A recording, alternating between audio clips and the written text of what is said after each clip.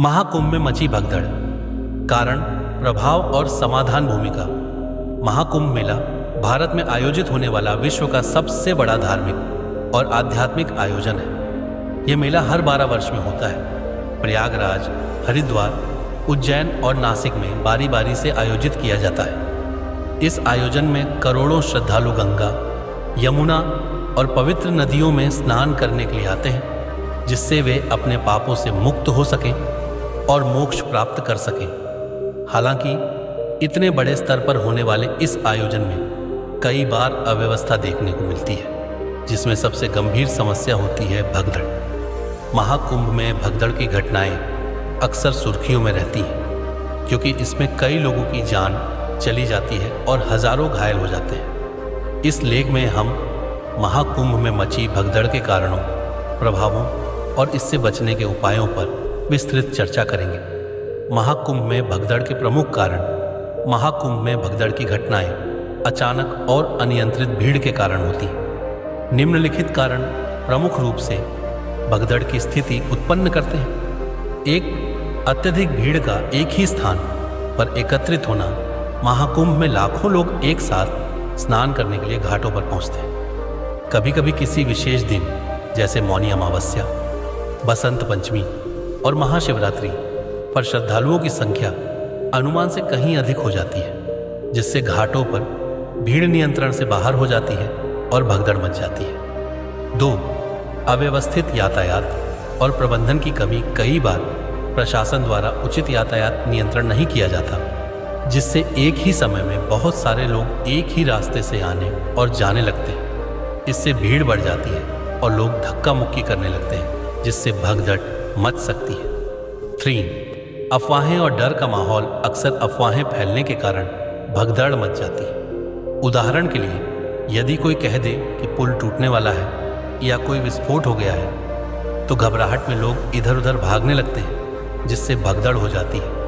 4, संकरी गलियां और निकास मार्गों की कमी।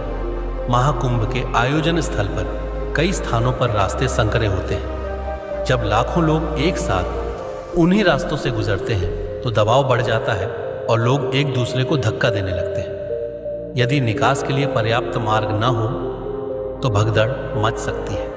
5, प्रशासनिक चूक और सुरक्षा की लापरवाही। यदि प्रशासन द्वारा उचित सुरक्षा प्रबंध नहीं किए जाते हैं, तो भी भगदड़ की स्थिति उत्पन्न हो सकती है। जैसे पर्याप्त पुलिस बल की तैनाती न होना, सीसीटीवी कैमरों और अनाउंसमेंट सिस्टम की कमी, आपातकालीन चिकित्सा सेवाओं की अनुपलब्धता।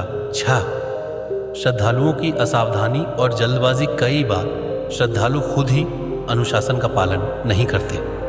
वे जल्दी स्नान करने या विशेष स्थान पर जाने की कोशिश में भीड़ को धक्का देने लगते हैं, जिससे संतुलन बिगड़ जाता है और भगदड़ की स्थिति उत्पन्न हो जाती है। महाकुंभ में भगदड़ के प्रभाव। 1, जान माल की हानि। महाकुंभ में भगदड़ के दौरान कई लोगों की जान चली जाती है। 2013 के प्रयागराज महाकुंभ में स्टेशन पर हुई भगदड़ में 36 से अधिक लोगों की मौत हो गई थी।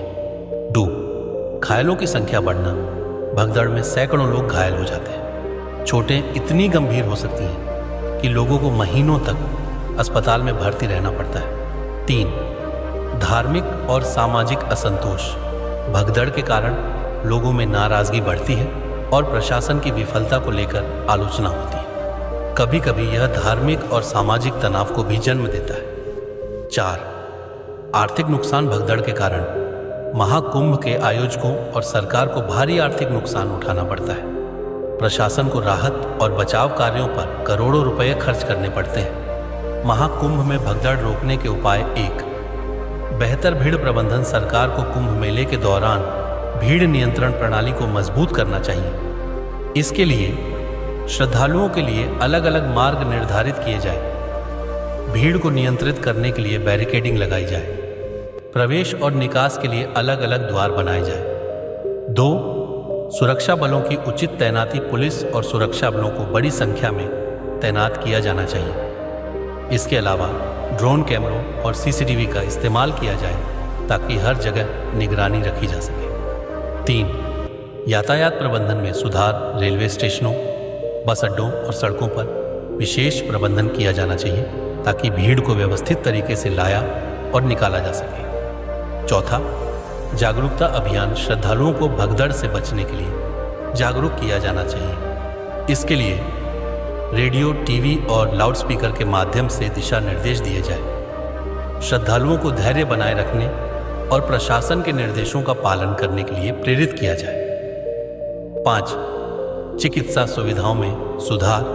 कुंभ मेले के दौरान आपातकालीन चिकित्सा सेवाओं को बढ़ाया जाए। इसके लिए हर प्रमुख स्थान पर चिकित्सा शिविर लगाए जाए। एम्बुलेंस और डॉक्टरों की टीमें तैनात की जाए। 6.